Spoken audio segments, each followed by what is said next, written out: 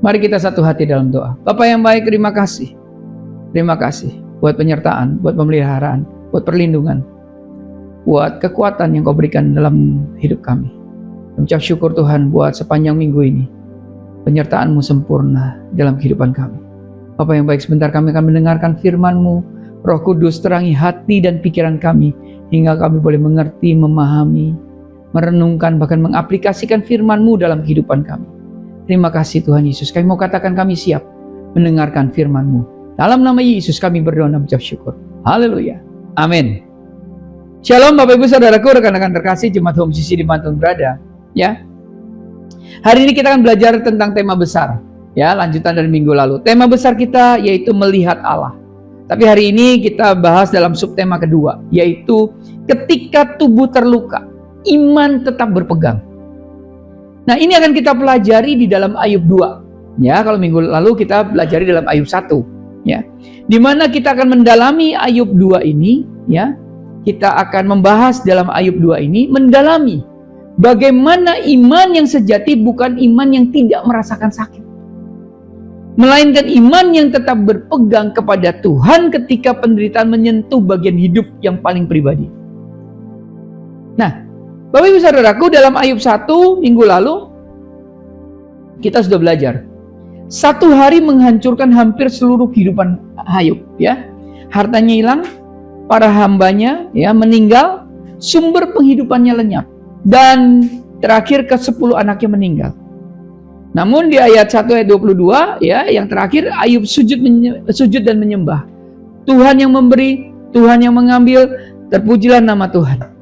Pasal itu ditutup, atau pasal 1 itu ditutup dengan kesaksian bahwa Ayub tidak berbuat dosa dan tidak menuduh Allah berbuat yang kurang patut. Bapak Ibu Saudaraku, seandainya kita berhenti, ya, kita berhenti pada pasal 1, ya, daripada kitab Ayub ini, ya. Seandainya kitab itu berhenti pada pasal pertama, kita mungkin menyangka gini, ujian Ayub sudah selesai dan pemulihan segera datang. Tetapi pasal kedua dibuka dengan kenyataan yang mengejutkan. Loh, ternyata badai dalam hidup Ayub belum selesai. Pada pasal pertama, Ayub kehilangan yang berada di sekelilingnya. Sekarang di dalam Ayub kedua, penderitaan itu menyentuh dirinya sendiri. Yaitu apa? Tubuh, kesehatan, martabat, relasi terdekat, dan alasan untuk terus bertahan. Ketika masalah masih berada di luar diri, sesekali kita bisa mengalihkan perhatian. Namun ketika tubuh sendiri menjadi tempat penderitaan, kita membawanya kemanapun kita pergi. Kita bangun, ya, menjalani hari, dan mencoba tidur bersama rasa sakit itu, bersama penderitaan itu. Mungkin ada di antara kita yang memahami penyakit yang panjang, pengobatan yang melelahkan, hasil yang pemeriksaan yang mengubah arah hidup, atau tekanan batin yang tidak terlihat tapi nguras seluruh kekuatan kita. Bapak Ibu, ada perbedaan antara kehilangan sesuatu yang kita miliki dan merasakan penderitaan tinggal di dalam tubuh sendiri.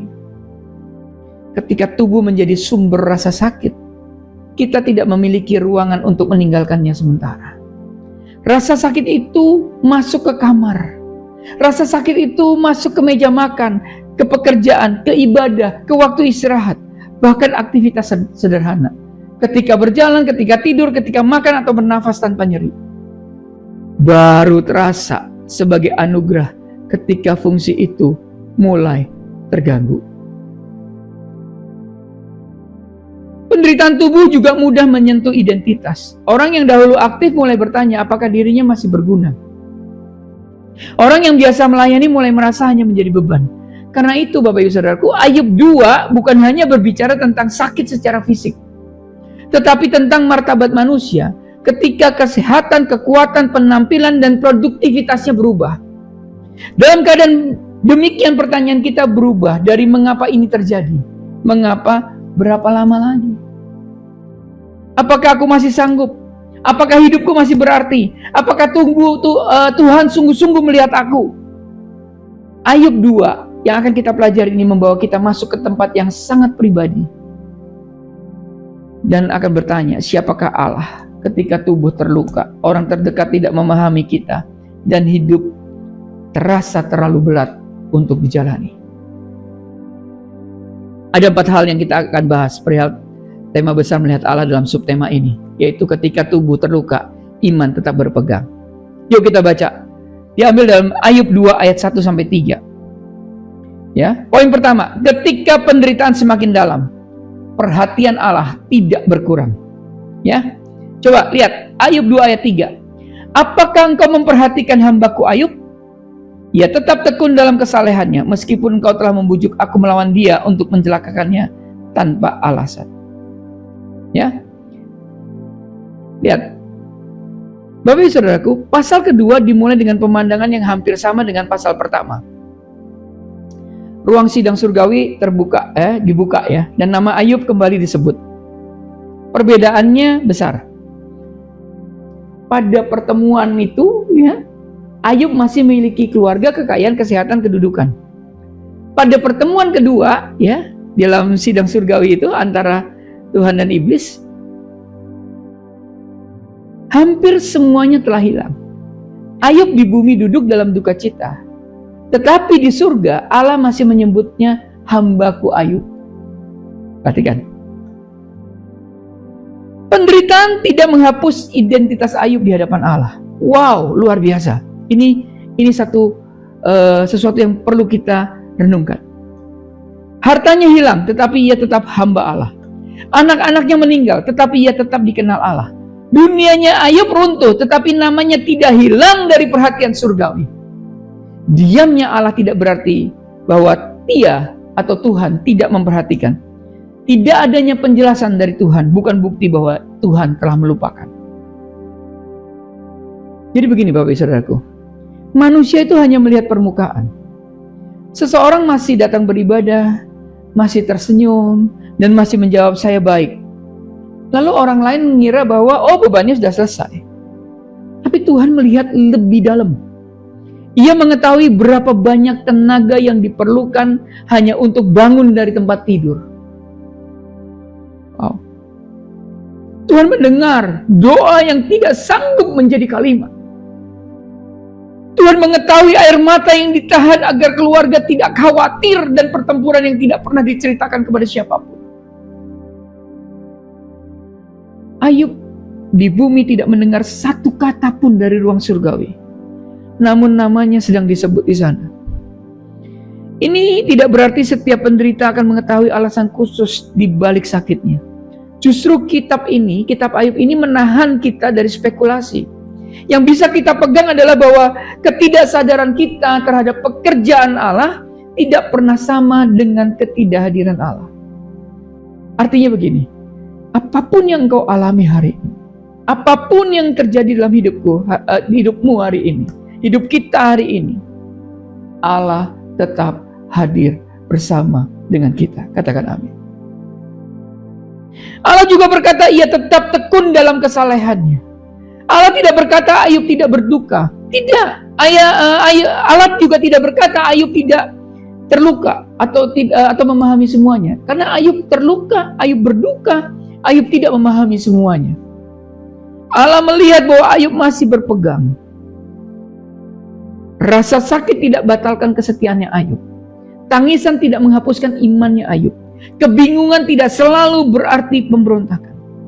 Bapak Ibu Saudaraku, ada musim ketika iman tidak tampak seperti berlari dengan penuh kekuatan.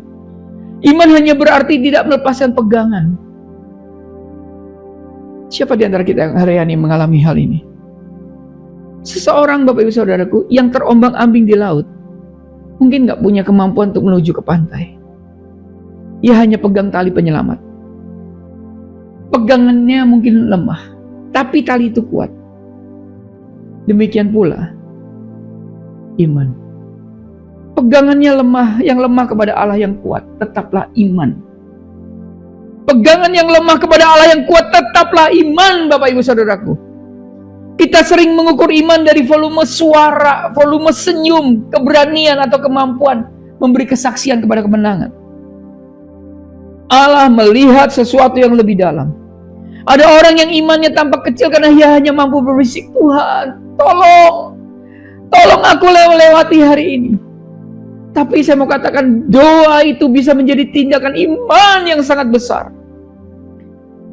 Kenapa? Karena ia tidak sedang menyangkal sakitnya. Tapi orang itu sedang memilih untuk tidak meninggalkan Allah di tengah sakitnya. Amin. Ayub tidak bertahan karena dirinya tidak terluka. Tapi Ayub bertahan karena Allah belum melepaskannya. Bapak ibu saudaraku, pernyataan tanpa alasan juga penting. Ayub tidak sedang menderita karena satu dosa tersembunyi yang dapat menjelaskan semuanya. Kitab Ayub ini kembali menolak teologi pembalasan yang mekanis. Penderitaan tidak selalu merupakan bukti bahwa seseorang jauh dari Allah. Jadi jangan heran kalau ada orang-orang benar yang hari-hari ini menderita. Penderitaan tidak selalu merupakan bukti bahwa seorang jauh dari Allah. Kadang-kadang orang yang sangat diperhatikan oleh Allah justru sedang berjalan melalui lembah yang tidak dapat ia pahami. Tetap beriman saudaraku. Yang kedua, yang kita pelajari, Ayub 2 ayat 4 sampai dengan 8. Penderitaan dapat menyentuh tubuh, tetapi tidak melampaui batas Allah. Amin. Penderitaan bisa menyentuh tubuh, tetapi tidak melampaui batas Allah. Ayub 2 ayat 4 sampai dengan 8. Kita baca yang keempat. Ayub 2 ayat 4. Kulit ganti kulit. Orang akan memberikan segala yang dipunyai ganti nyawanya. Ini begini Bapak Ibu Saudaraku. Ungkapan kuno kulit ganti kulit menyatakan tuduhan baru iblis. Ya. Jadi iblis itu berkata, iblis itu menjawab kepada Tuhan, kulit ganti kulit katanya. Ya, di Ayub 2 ayat 4. Jadi orang akan memberikan segala yang punya ganti nyawanya. Jadi iblis sedang membuat tuduhan baru. Ayub rela kehilangan segala sesuatu selama dirinya sendiri tetap aman. Itu iblis berpikir seperti itu. Pada pasal pertama tuduhan iblis adalah bahwa Ayub menyembah karena hartanya. Sekarang Ayub menyembah karena tubuhnya masih baik-baik saja, tubuhnya masih sehat. Iblis terus menuduh bahwa penyembahan manusia selalu transaksional. Setiap kesetiaan memiliki harga, setiap kasih kepada Allah mempunyai syarat. Jadi di dalam bayangannya iblis, ya, di dalam pola pikir iblis, di dalam mindsetnya iblis, bahwa hubungan Allah atau penyembahan manusia kepada Allah adalah transaksional. Dan saya mau katakan cara pikir itu masih hidup Bapak Ibu Saudaraku. Contohnya, kalau Tuhan menyembuhkan saya akan melayani. Kalau usaha berhasil, saya akan setia. Kalau doa dijawab, saya akan sungguh-sungguh mengikuti Tuhan. Bapak Ibu perhatikan, tanpa sadar, hubungan dengan Allah berubah menjadi perdagangan. Oh, aku mau taat kalau Tuhan memberi. Injil seharusnya membalik logika itu. Kita mengasihi Allah karena Allah terlebih dahulu mengasihi kita. Dan kita menyembah Allah karena Allah layak, bukan karena setiap jalan menjadi mudah. Amin. Ayub 2 ayat 6. Maka firman Tuhan kepada iblis, nah ia dalam kuasamu, hanya sayangkan nyawanya. Sekali lagi muncul kata hanya. Ingat loh, Tuhan katakan tubuh Ayub boleh disentuh, tapi nyawanya tidak boleh diambil. Sekali lagi saya mau katakan, iblis tidak menentukan batas, Allah yang menentukan. Kita tidak selalu memahami mengapa Allah mengizinkan ujian tertentu. Tapi bagian ini tegas, iblis tidak pernah memegang kedaulatan. Penderitaan bisa bertambah, tapi kedaulatan Allah tidak berkurang. Amin. Batas itu memang berubah dari pasal pertama ke pasal kedua. Tetapi pribadi yang menentukan batas tidak berubah. Dialah tetap Allah. Allah tetaplah Allah. Ini bukan janji bahwa orang percaya tidak akan mengalami sakit berat. Ayub justru mengalaminya. Ini adalah pengakuan bahwa penderitaan tidak pernah menjadi kuasa otonom yang bebas menentukan akhir. Bahkan ketika tubuh Ayub disentuh, nyawanya Ayub tidak berada di tangan iblis. Kehidupan Ayub tetap berada di bawah pemerintahan Allah. Katakan amin. Tapi saudaraku, kita harus berhati-hati memakai kebenaran ini. Jangan pernah berkata kepada orang sakit, pasti Tuhan tahu kamu kuat. Seolah-olah rasa sakitnya kecil atau orang itu dilarang untuk jadi lemah. Alkitab tidak memuji kemampuan manusia untuk kebal terhadap rasa sakit. Kedaulatan Allah adalah tempat berlindung bagi orang yang lemah, bukan beban tambahan yang memaksa mereka pura-pura kuat. Nah, apa yang ada di Ayub 2 ini? Ayub kemudian ditimpa bara yang busuk dari telapak kaki, Bapak Ibu Saudaraku, sampai kepala. Kitab ini tidak memberi diagnosis medis, karena fokusnya bukan nama penyakit, melainkan beratnya penderitaan. Seluruh tubuhnya menjadi sumber sakit. Ia mengambil sekeping beling untuk garuk tubuhnya dan duduk di tengah abu. Dan orang yang paling terpandang di sebelah timur menjadi seorang yang hampir tidak dapat dikenali. Itulah Ayub. Orang yang paling terpandang di timur. Dikatakan Alkitab begitu. Menjadi seorang yang hampir tidak bisa dikenali. Adegan itu sengaja dibuat sangat tajam. Ya, kontras sekali. Dahulu Ayub duduk di tempat kehormatan, sekarang ia duduk di tengah abu. Lambang perkabungan dan kehancuran. Dahulu Ayub memiliki banyak hamba, sekarang di tangannya hanya ada sekeping beling. Dahulu orang memandang Ayub dengan hormat, kemudian sahabat-sahabatnya bahkan tidak mengenalinya dari jauh. Penyakit tidak hanya menimbulkan rasa sakit, tetapi juga merampas secara dunia, biasanya memberikan kehormatan. Namun perubahan kondisi tidak mengubah sebutan Allah atau di atas diri Ayub. Dikatakan Ayub 2, hambaku. Bapak Ibu Saudaraku, rekan-rekan terkasih Jemaat Home Sisi dimanapun berada, nilai manusia tidak ditentukan oleh kondisi tubuh. Nilai manusia tidak ditentukan oleh penampilan. Nilai manusia tidak ditentukan oleh produktivitas atau kemampuan untuk terus menghasilkan. Dunia sudah menghargai orang. Dunia mudah menghargai orang yang kuat. Dunia mudah menghargai orang yang sehat, menarik, dan berhasil. Tapi ketika tubuh melemah, seseorang dapat merasa tidak berguna. Dan Ayub 2 menolak kebohongan itu. Dikatakan bahwa martabat manusia berasal dari Allah yang menciptakan dan mengenalnya, bukan dari fungsi tubuh yang bisa berubah. Amin. Tapi saudaraku, bagian ini tidak melarang kita minta kesembuhan atau cari pengobatan. Bukan itu yang saya maksud ya. Kita boleh berdoa, berkonsultasi dengan dokter, menjalani terapi, dan juga berharap. Namun kesehatan tidak boleh menjadi dasar terakhir identitas dan iman kita. Tubuh adalah anugerah besar, tetapi Allah lebih besar daripada anugerah itu. Katakan amin. Yang ketiga, Ayub 2 ayat 9 sampai dengan 10. Ketika suara terdekat menjadi pencobaan. Ya, saya bacakan ini penting. Ayub 2 ayat 9 sampai dengan 10. Maka berkatalah istrinya kepadanya, masih bertekunkah engkau dalam kesalehanmu? Kutukilah Allahmu dan matilah. Ayat 10. Tetapi jawab Ayub kepadanya, engkau berbicara seperti perempuan gila. Apakah kita mau menerima yang baik dari Allah tetapi tidak mau menerima yang buruk? Dalam kesemuanya itu Ayub tidak berbuat dosa dengan bibirnya. Wow, dahsyat. Bapak Ibu Saudaraku, rekan-rekan terkasih, Jemaat Home Sisi dimanapun berada, kita sering membaca perkataan istri Ayub dan segera menghakimi istri Ayub. Namun perempuan ini bukan hanya istri Ayub. Perempuan ini adalah ibu dari 10 anak yang baru saja meninggal, Bapak Ibu Saudaraku. Artinya istri Ayub juga kehilangan anak-anak. Istri Ayub juga kehilangan keamanan ekonomi, masa depan yang dia bayangkan, dan sekarang melihat suaminya menderita tanpa mampu dia menolong. Perkataannya salah dan berbahaya, tapi sangat mungkin kalau kita memahami ini keluar dari keputusasaan, bukan dari hati yang sama sekali tidak peduli. Dan saya meyakini itu. Kita tidak bisa menjadikan istri Ayub karikatur perempuan jahat, lalu melupakan bahwa ia juga sedang berkabung. Istri Ayub mengalami bencana yang sama dari sudut yang berbeda. Setiap hari ia melihat orang yang dikasihinya menderita dan tidak memiliki obat, tidak memiliki jawaban atau kemampuan untuk menghentikannya. Sangat mungkin kalimatnya begini. Sangat mungkin kalimatnya istri Ayub berarti, aku tidak tahan lagi melihatmu seperti ini. Lebih baik semuanya berakhir. Perkataan itu tetap salah, tapi belas kasihan membantu kita mendengar luka di balik istri Ayub. Amin.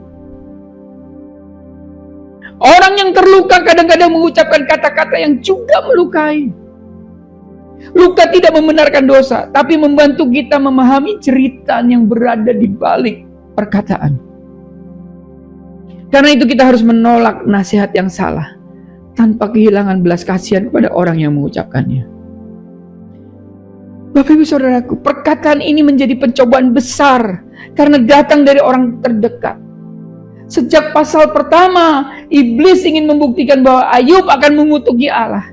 Kini kalimat yang diinginkannya keluar bukan dari Ayub, yang diinginkan keluar dari iblis, yang diinginkan iblis keluar dari mulut Ayub itu justru keluar dari mulut istri Ayub.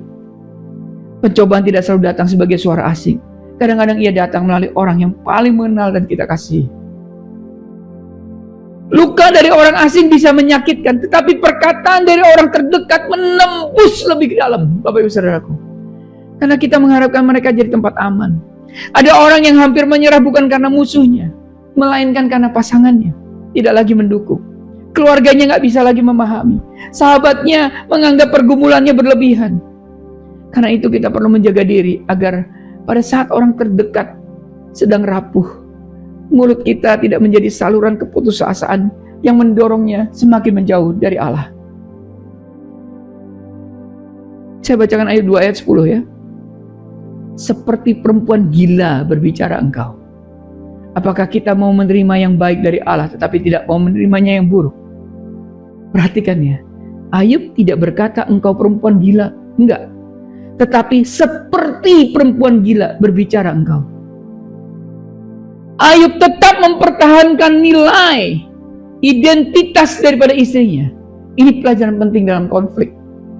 Kita bisa koreksi perkataan yang salah tanpa merendahkan orangnya. Kebenaran tidak menuntut kekejaman. Kata yang buruk di sini menunjuk pada kemalangan atau malapetaka, bukan kejahatan moral. Ayub tidak menyatakan bahwa Allah berbuat jahat.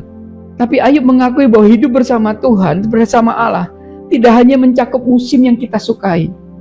Menerima bukan berarti menikmati penderitaan atau berhenti berdoa. Enggak.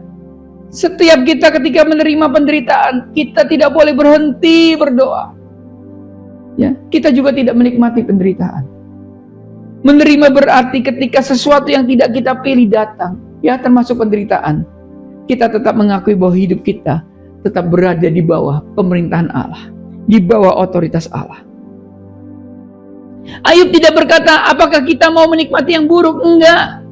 Tidak ada tuntutan untuk menyukai penyakit, kehilangan, atau duka cita. Menerima juga bukan berarti bukan fatalisme yang menolak pengobatan, pertolongan, atau doa kesembuhan. Menerima berarti kita tidak menjadikan keadaan sebagai hakim atas karakter Allah. Kita bisa memohon agar cawan itu berlalu. Tetapi selama cawan itu belum berlalu, kita tetap memilih berada di hadapan Tuhan. Dan menariknya Ayub 2 ayat 10. Dalam kesemuanya itu Ayub tidak berbuat dosa dengan bibirnya. Mengapa penulis menambahkan dengan bibirnya? Begini Bapak Ibu Saudara, karena lidah sering menjadi bagian pertama yang jatuh ketika hati terluka. Jadi ketika hati terluka, maka yang kedua yang akan jatuh adalah bibir. Dalam kecewa kita berkata berlebihan, dalam marah kita melukai, dalam putus asa kita mengambil keputusan yang kemudian disesali. Ayub akan meratap dan mengajukan pertanyaan tajam, tapi ia belum mengutuki Allah. Ratapan yang jujur kepada Allah tidak sama dengan fitnah terhadap karakter Allah. Nah, Bapak Ibu Saudaraku, kitab Ayub tidak mengajarkan kita memendam semua pertanyaan. Pasal-pasal berikutnya justru dipenuhi seruan. Pasal-pasal berikutnya justru dipenuhi kebingungan, bahkan keluhan yang tajam. Perbedaannya terletak pada arah perkataan itu. Ya, ratapan membawa luka kepada Allah. Kutukan itu memutuskan bahwa Allah tidak lagi layak dipercaya. Ratapan berkata, Tuhan, aku tidak mengerti, tolong dengarkan aku. Tapi kalau pemberontakan berkatanya begini, aku sudah menetapkan engkau jahat dan aku tidak mau lagi datang kepadamu. Dan Ayub meratap, bukan memberontak. Amin. Yang keempat, hadir lebih penting daripada memberikan jawaban terlalu cepat. Ayub 2 ayat 11 sampai dengan 13. Saya bacakan Bapak Ibu Saudaraku. Ketika ketiga sahabat Ayub mendengar kabar tentang malapetaka yang menimpa dia, maka datanglah mereka dari tempatnya masing-masing, yaitu Elifas orang Teman dan Bildad orang Suah serta Zophar orang Naamah. Mereka bersepakat untuk mengucapkan bela sungkawa kepadanya dan menghibur dia. Ayat 12. Ketika mereka memandang dari jauh, mereka tidak mengenalnya lagi, lalu menangislah mereka dengan suara nyaring. Mereka mengoyak jubahnya dan menaburkan debu di kepala terhadap langit. Ayat 13. Lalu mereka duduk bersama-sama dia di tanah selama 7 hari 7 malam. Seorang pun tidak mengucapkan sepatah kata kepadanya, karena mereka melihat bahwa sangat berat penderitaannya. Wow. Elifas, Bildad, dan Sofar mendengar malapetaka yang menimpa Ayub. Lalu mereka datang. Untuk apa? Untuk menghibur. Kita biasanya mengingat mereka karena perdebatan yang kelak melukai Ayub. Tapi pada awalnya mereka melakukan sesuatu yang benar. Mereka meninggalkan tempat masing-masing, menempuh perjalanan, dan hadir di dalam di hadapan Ayub. Dan inilah yang namanya kasih sejati. Karena kasih sejati membutuhkan waktu, tenaga, dan kesediaan keluar dari kenyamanan. Dan ketiga sahabat ini, yaitu Elifas, Bildad, dan Sofar, ketiga sahabat Ayub ini melakukan itu, Bapak Saudaraku. Mereka tidak mengirimkan pesan singkat dari kejauhan. Ya, kalau kita hari-hari ini, ketika ada teman kita susah, berduka, ya kita cuma lewat WA saja. Cepat sembuh ya, get well soon, speedy recovery, turut berduka cita ya, tanpa kehadiran. Tapi ketiga sahabat itu mereka sepakat berangkat dari tempat masing-masing, menempuh perjalanan untuk berada di dekat Ayub. Kehadiran seperti ini memiliki harga, Bapak Ibu Saudara. Ya. Kehadiran seperti ini menuntut waktu, tenaga, dan kesediaan. Ya, membiarkan kesedihan orang lain mengganggu agendanya kita. Pelayanan kepada orang yang menderita seringkali tidak spektakuler. Kenapa? Karena ia berbentuk kursi yang ditarik mendekat, telinga yang mendengar, dan kesedihan tinggal ketika kita tidak tahu harus berkata apa-apa. Perhatikan Ayub 2 ayat 12. Ketika mereka memandang dari jauh, mereka tidak mengenalnya lagi, lalu menangislah mereka dengan suaranya. Tiga teman atau tiga sahabat Ayub ini tidak segera memberikan teori-teori. Apa yang mereka lakukan? Mereka nangis, koyakan jubah, ya, taburkan debu, dan ikut masuk dalam duka cita Ayub. Empati mendahului penjelasan. Kasih mendahului analisis. Roma 12 ayat 15 tidak berkata, jelaskan kepada orang yang menangis mengapa ia harus berhenti menangis. Tapi Roma 12 ayat 15 katakan, menangislah dengan orang yang menangis. Ayub 2 ayat 13 katakan, lalu mereka duduk bersama-sama dia di tanah selama 7 hari 7 malam. Seorang pun tidak mengucapkan sepatah kata kepadanya karena mereka melihat bahwa penderitaan yang sangat berat. Ada penderitaan yang terlalu dalam, Bapak Saudaraku, untuk segera dijawab dengan kata-kata. Ketika seorang baru kehilangan anak, mereka menerima diagnosis berat atau kehilangan pasangan, tidak ada kalimat singkat yang cukup. Diam bukan berarti tidak peduli. Diam itu menjadi bentuk kasih yang paling fasih, memberi ruang bagi air mata sebelum memberi penjelasan. 7 hari 7 malam mereka duduk tanpa sepatah kata karena mereka melihat apa? Penderitaan Ayub sangat berat, Bapak Ibu Saudara. Sangat berat. Di zaman yang menuntut respon cepat, kita tuh harus segera memberi ayat, kasih alasan, kasih solusi. Namun orang yang berduka tidak selalu membutuhkan penjelasan pada jam pertama. Yang dia butuhkan seorang yang tidak takut terhadap air mata, tidak tergesa-gesa menutup kesedihan, dan tidak menjadikan penderitaannya sebagai kesempatan menunjukkan kepandaian rohani. Tidak merasa, oh gue lebih rohani, sehingga dia pantas memberikan kata-kata. Tidak, mereka melakukan, mereka diam tanpa berkata-kata. Ironinya, Bapak Saudaraku, Ayub 2 ayat 13 yang tadi kita baca adalah titik tertinggi pelayanan mereka. Perhatikan, ketika mereka diam 7 hari 7 malam, itulah pelayanan yang paling luar biasa. Kenapa? Ketika mereka mulai berbicara, ya nanti ya kita lihat ayat-ayat selanjutnya. Ketika mereka berusaha menjelaskan semuanya, mencari dosa tersembunyi dari Ayub, dan membela Allah dengan cara yang salah. Mereka memiliki teologi, tetapi kehilangan empati. Kebenaran yang diucapkan tanpa kasih dan tanpa waktu yang tepat justru bisa menambahkan luka bagi seseorang. Kesalahan mereka bukan karena kalimat teologisnya sepenuhnya palsu. Enggak. Banyak pernyataan mereka terdengar benar secara umum. Masalahnya. Ketiga sahabat ini menerapkan kebenaran umum secara mekanis pada situasi yang tidak mereka pahami. Mereka berasumsi bahwa penderitaan Ayub pasti buktikan ada dosa tersembunyi dari Ayub. Dari sini kita belajar jawaban yang benar pada waktu yang salah dengan asumsi yang salah dan tanpa kasih dapat berubah menjadi pisau yang tajam yang menjadikan luka yang baru bagi orang lain. Di sini kita melihat bayangan Injil. Allah tidak hanya mengirim jawaban dari kejauhan. Di dalam Yesus Kristus, Firman menjadi manusia dan tinggal di antara kita. Ia hadir. Yesus hadir. Menangis di kubur Lazarus, memikul kelemahan dan masuk ke dalam penderitaan manusia. Dan kita gereja Tuhan dipanggil mengikuti pola itu. Bukan hanya komunitas yang pandai berbicara, tapi tubuh Kristus yang tahu bagaimana harus hadir. Amin. Bapak Ibu Saudaraku, rekan-rekan terkasih Jemaat Home Sisi dimanapun berada. Saya punya ilustrasi tentang satu ilustrasi anak dalam gelap. Jadi begini. Seorang anak terbangun ketika listrik padam. Kamarnya gelap dan dia memanggil, "Papa, apakah Papa ada?" Sang ayah menjawab dari dekat pintu, "Papa ada." Anak itu berkata, "Tapi aku nggak bisa lihat Papa." Papa menjawab, "Nggak apa-apa, ayah bisa melihatmu." Nah, Bapak Ibu Saudaraku, seringkali itulah posisi kita di hadapan Allah. Seringkali kita tidak bisa melihat jalannya. Seringkali kita tidak memahami mengapa penderitaan belum berakhir. Namun saya mau katakan, Bapa melihat kita. Amin. Iman bukan hanya kemampuan kita melihat Allah. Namun iman adalah mempercayai bahwa Allah melihat kita ketika kita tidak bisa melihat Allah. Amin. Apa yang kita pelajari dari khotbah hari ini? Pertama, jangan mengukur perhatian Allah dari apa yang sedang kita rasakan. Perasaan kita nyata dan berubah-ubah. Dan perasaan kita bukan ukuran terakhir kehadiran Allah. Jadi kehadiran Allah tidak bisa ditentukan oleh perasaan kita, Bapak Saudaraku. Ya, Ayub hanya merasakan sakit. Ia tidak mendengar namanya disebut juga di surga. Tapi Tuhan tetap melihat dan mengenal Ayub. Amin. Yang kedua, jangan meremehkan iman yang hanya sanggup bertahan. Bapak Ibu Saudaraku, ada musim berlari, musim untuk berlari, ada musim untuk berjalan, ada musim untuk kita hanya mampu merangkak.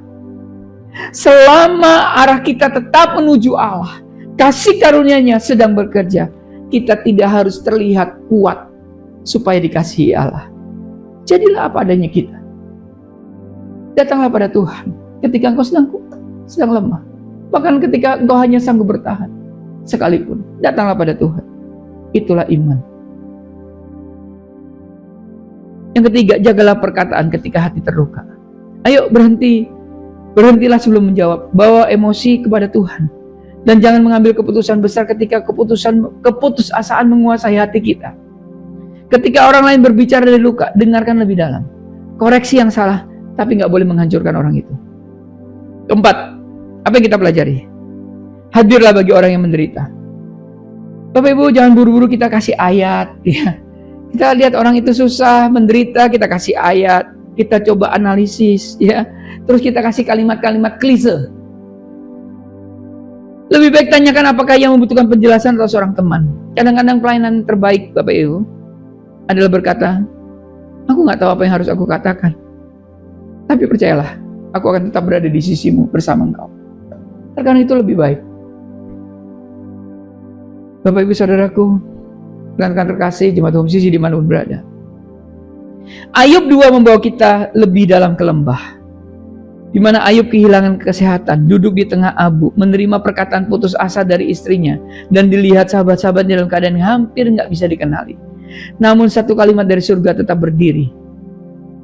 Ayub tetap tekun dalam kesalehannya. Bapak Ibu Saudaraku, mungkin hari ini kita tidak berdiri di puncak iman. Mungkin tubuh lemah, pikiran kita lelah, relasi kita retak, orang terdekat kita tidak memahami kita, doa-doa kita belum terjawab, firman Tuhan tidak menuntut kita berpura-pura kuat, saudaraku. Iman sejati bukan iman yang tidak pernah terluka, melainkan iman yang di tengah luka berkata, Tuhan, aku masih milik-Mu. Aku belum mengerti, tetapi aku belum melepaskan Engkau. Amin. Dan sesungguhnya keselamatan kita tidak tergantung dari seberapa kuat kita pegang Allah. Enggak. Melainkan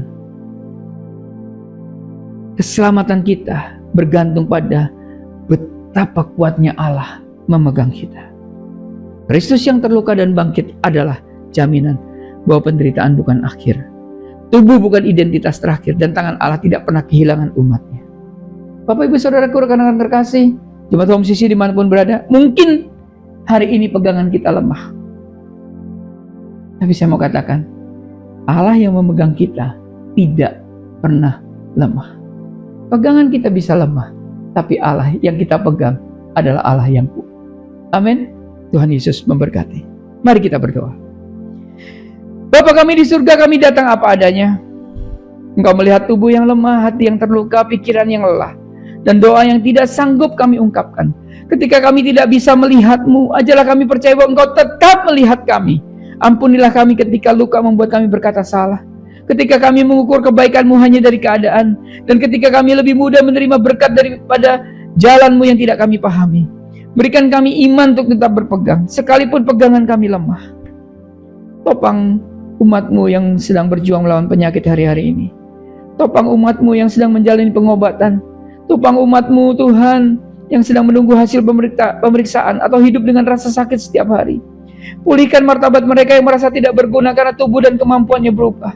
Ingatkan bahwa mereka tetap berharga di hadapan-Mu ya Tuhan. Bentuklah kami menjadi gereja yang hadir, mendengar sebelum berbicara, menangis bersama yang menangis, mengasihi tanpa menghakimi, dan tinggal ketika tidak ada jawaban yang mudah. Ketika kami tidak kuat berlari, tolong kami berjalan. Ketika kami tidak kuat berjalan, tolong kami merangkak menuju Engkau. Dan ketika kami tidak mampu memegang-Mu, biarlah kami beristirahat dalam tangan Kristus yang tidak pernah melepaskan kami.